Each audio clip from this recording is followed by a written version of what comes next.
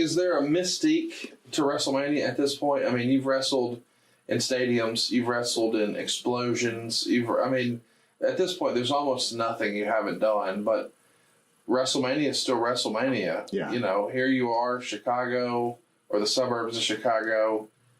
It might not be the main event. It might not be exactly what you pick. But do you have any sort of mania jitters? I'm just trying to get through it at that point. I'm just trying to get through it. I'm just, I'm not swinging for the fences in this one because I just want to have a good match. And I looked through the match about 3 or 4 years ago, and it was a good match. Yeah. It wasn't a show stealer. It was a good, solid match. Especially plenty of time too, 16 minutes. Yeah, we had plenty of time. Especially when I'm injured, but even in generally speaking, I wasn't as good in tag matches as I thought as I was in singles because the pressure was off. The same reason why I was I'm not going to strike anybody as a good basketball player now, but the more people were on the court, the less effective I was, to the point where I was far better as a one-on-one player or a two-on-two player than I was a five-on-five player, because I was a guy who kind of retreat into a little hole in a way if there were other guys there to pick up the slack. And I think even subconsciously, I knew Leon, whether he'd been booked that way or not, was one of the great workers of his generation. It wasn't on you to make it wasn't on me to make the match. And, it was a drawback for me. And I went on to, be a part of some really good tag teams. But I never felt like I was as effective in that role. Talk to me about the match itself. Is this something that you and Vader and Davey and Owen would have worked out ahead of time? Y'all would have talked about that day? Probably a combination of both. It wouldn't have been something we drew up weeks in advance. It was basic, but it was good. Is there more agent influence on a WrestleMania? No, I don't think so. I think we were kind of left to our own devices on that. And that was kind of the way it was. I can't speak for Mania, but I don't. Up until I wrestled Edge in 2006, I don't remember agents being as omnipresent as they were.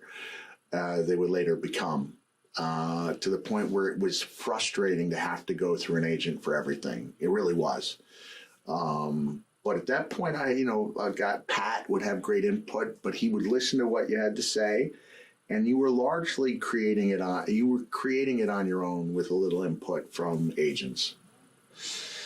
When you're running through a match like this, do you know the finish before the day of, or does a referee come to you and say 16 minutes? We want these guys over. How was that? Yeah, that's probably. I'm not sure it'd be the referee telling you. It'd probably be your agent telling you, and then you work from there. I think it was a double count out. Not a real satisfying Mania. None of us, was looking at that. First of all, WrestleMania moment wasn't even in the lexicon at that time. Wasn't even a thought. You just wanted to have a good match and hope that was remembered when it came payoff time, and hope that the powers that be looked at your spot on the card favorably. You're fourth on the show on the actual pay-per-view there. You go 16 minutes and 8 seconds. It is a double count out. Bouncer would say Hart and Smith got a face pop and worked the matches as faces. This was a good match with a lame non-finish, which served to ask the question, what was the purpose of the match? Since neither team even teased the turn. That's interesting, I guess, because I think from a storyline standpoint, you do expect if there's two heel teams, well, we're going to start to love somebody, but that doesn't really happen. No.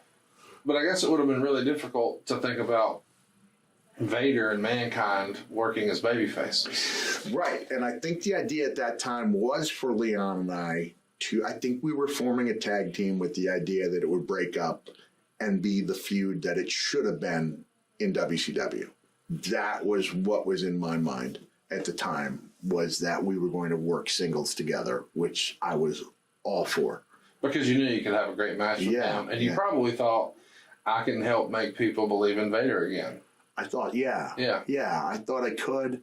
I thought we could take what I thought was a big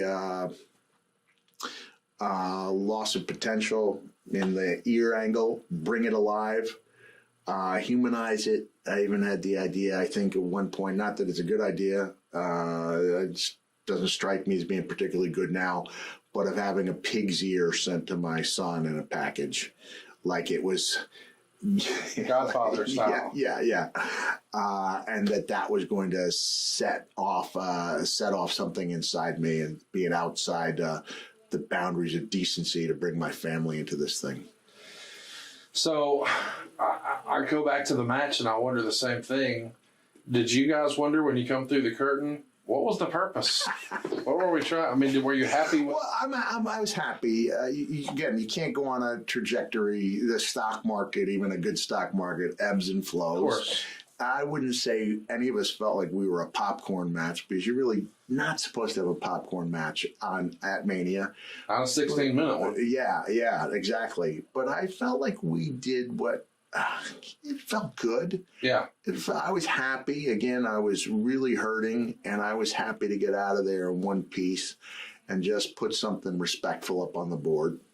Respectable up on the board. You think Vader, Owen, Davey, everybody was pretty happy with the match when it was over? That's the way you remember it? I think so.